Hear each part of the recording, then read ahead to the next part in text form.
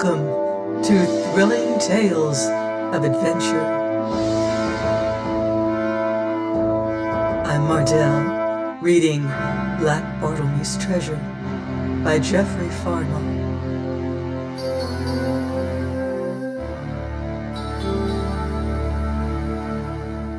Chapter 24. How We Came to Black Bartlemy's Island. Martin, look! I started up, and rubbing sleep from my eyes, turned to gaze whither she pointed, and there, faint and far, above the rolling blue of the seas, rose a blue shape. "'Tis the island, Martin! Our voyaging is nigh ended." "Aye, 'tis the island," says I. "'Tis like an island of dream, Martin." "Nay, 'tis real enough," quoth I, "and solitary."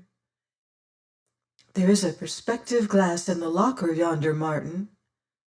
"Master Adam was vastly thoughtful," quoth I bitterly, and reaching the glass, I gave it to her.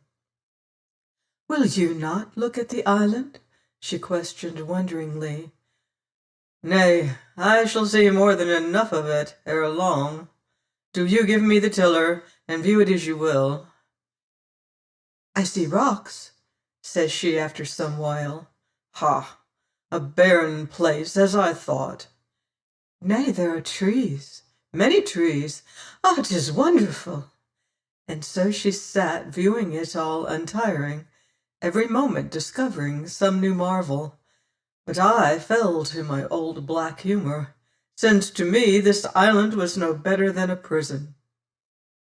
By midday we had come so close that I might see the place very well, a smallish island with sheer cliffs very jagged and grim, where the seas broke in foam, and crowned with many and divers trees, beyond which rose greeny slopes, with more trees that mounted up and up to a lofty summit of rocks and brush. Being within some 2 miles of these forbidding cliffs, I steered to fetch a compass about the island, and so presently opened a bay of white sand, with tree-clad cliffs beyond, and before a sheet of placid water or lagoon shut off from the sea by a semicircular barrier reef, such as Adam had described in his story. And now bethinking me that by his account this was the only means of landing upon the island, I stood for this reef, against which the foaming seas dashed with a mighty roaring, looking for that narrow channel through the reef, that opening amid these breakers whereby we might steer into those calm waters beyond. And presently, sure enough, I espied it, well nigh in the middle of the reef, even as Adam had said, and putting up the helm ran for it straightway. An evil enough place it looked, perilously narrow, and with mighty seas that broke in thunderous spray to left and right of it, insomuch that, heedful of Adam's warning, and all too late, I was minded to bear up and stand way, plying off and on until the wave should have moderated. But in my folly I had sailed too near, and now, swept onward by some current, the boat, responding no more to her helm, was borne on at ever-increasing speed. So thus helpless, and at the mercy of the seas, we drove straight for this perilous channel, until I had some desperate hope that she might make it. On we sped, nearer and nearer, until the spume of the breakers was all about us, and I well nigh deafened by their roar. But this roar was pierced suddenly by a cry. "Oh, Martin, God pity us! Look!" Turning my head, I saw a huge wave hard upon us, felt my companion's arms about me, and then, deafened, blinded, choking, I was whirled aloft on this mighty sea, tossed, buffeted, hurled into blinding sunlight, buried beneath green depths, and expectant of death. Suddenly found myself face down on warm sands, where my griping fingers clutched desperately against the backrush of the sea.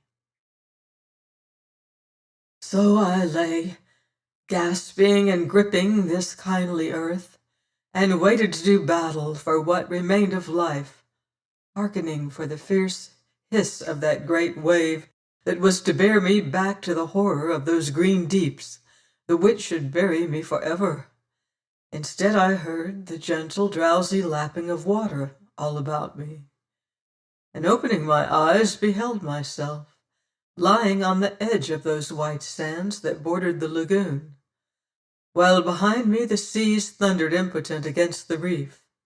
And now, little by little, I saw that the great wave must have borne me hither in miraculous fashion, and lying thus bruised and spent, I must needs remember how Adam had experienced the like. But all at once I staggered up to my feet and began staring hither and thither. Then as my brain cleared and strength came back, I took to running along the edge of the lagoon like one demented, staring down into those placid waters, and searching the white sands with eyes of dreadful expectancy. Yet nowhere could I discover sign or trace of my companion. Nonetheless, I continued to run aimlessly back and forth, heedless of my going, slipping and stumbling and often falling, but never staying my search until the sweat poured from me. And ever as I ran, I kept repeating these words to myself over and over again. Adam's comrade, Nicholas French, was cast safe ashore with him. Thus I ran to and fro, grasping these words to myself, until, tripping over a piece of driftwood, I lay bruised and well nigh spent. Howbeit I forced myself up again, and recommenced my search, and this time with more method, for I swore to myself that I would find her or perish also. To this end I determined to get me out upon the reef. Now to come thither I must needs climb over certain rocks. So came I thither, and breathless with haste, made shift to mount these rocks, heedless of bruises or bleeding hands, and reaching the summit at last, paused all at once. She lay face down almost below these rocks, outstretched within a little cove, with her long wet hair wide tossed like drifted seaweed all about her. Now, seeing how still she lay, a great sickness seized me, so that I sank weakly to my knees, and crouched thus a while, and with no strength nor will to move. At last, and very slowly, I made my way adown the rocks, and being within the little cove, found myself all trembling, and holding my breath. Then, though the soft sand deadened all sound of my going, I crept forward. So came I where she lay. Her wet draperies clinged fast about her, and standing above this stilly form, I looked down upon her slender shapeliness, yet feared to touch her. And now I saw that one sleeve was torn away, and upon her round white arm the marks my cruel hands had wrought. "Damaris," says I, falling on my knees beside her, and the word was a groan. And in that moment she raised her head and looked at me, and in her eyes methought to read wonder and a sudden great joy. "Martin," she whispered, "oh, thank God," and so hid her face again. Now, being yet on my knees, I looked from her to the blue heaven, and round about me like one that wakes upon a new world. Please join me next week for another exciting chapter of Black Bartlemy's Treasure by Geoffrey Farnall on Thrilling Tales of Adventure.